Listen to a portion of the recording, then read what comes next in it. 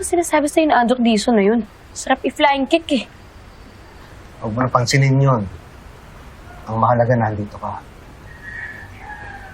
Ang tanging taong naniniwala sa akin na buo-buo.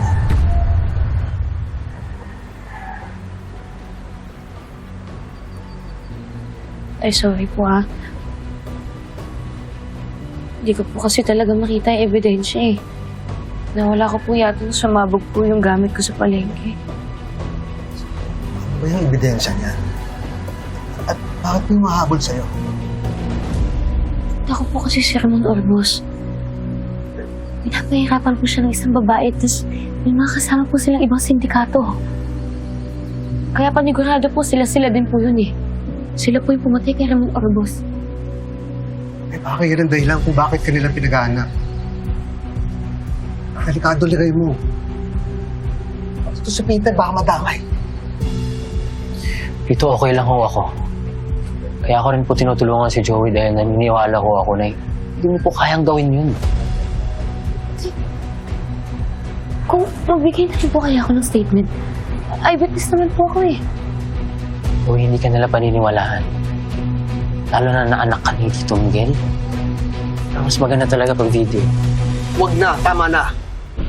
Magmula ngayon, papapantay ko yung Nining Diego ninyo. Para sa kaligtasan ninyo. Huwag mo na rin hanapin yung video na yun. Tay, Huwag mo rin babanggitin kahit kanino to. Kahit kay Nining Diego mo. O sa nanay mo. paano po? Ipangako mo sa akin.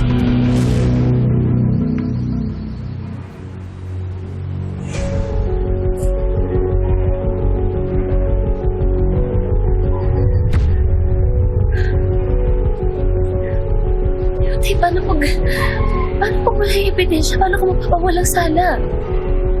Ako na bahala dito. May ginagawa ako para linisin pangalan mo. Nagpapatulong ako kay Boss Budol. Kay Andok Dizon?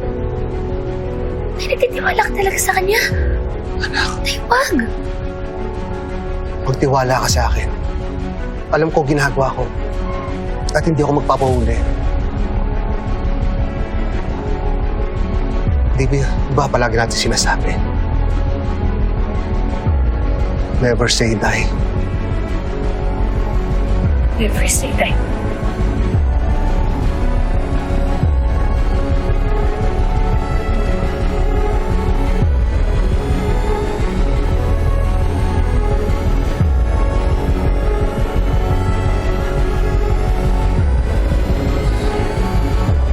Okay ka na? Sure ka?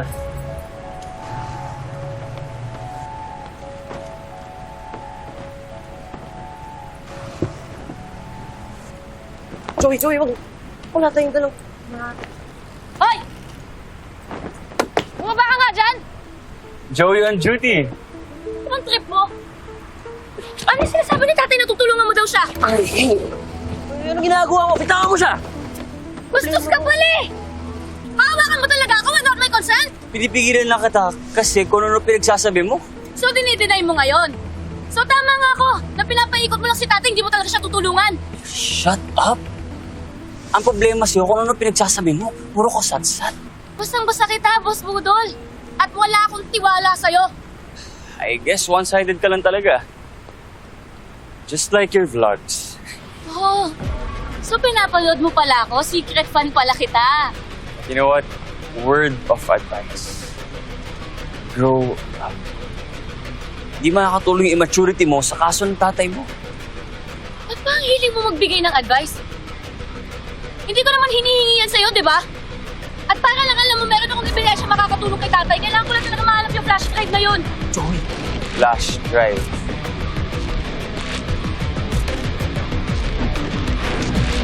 Anong flash drive?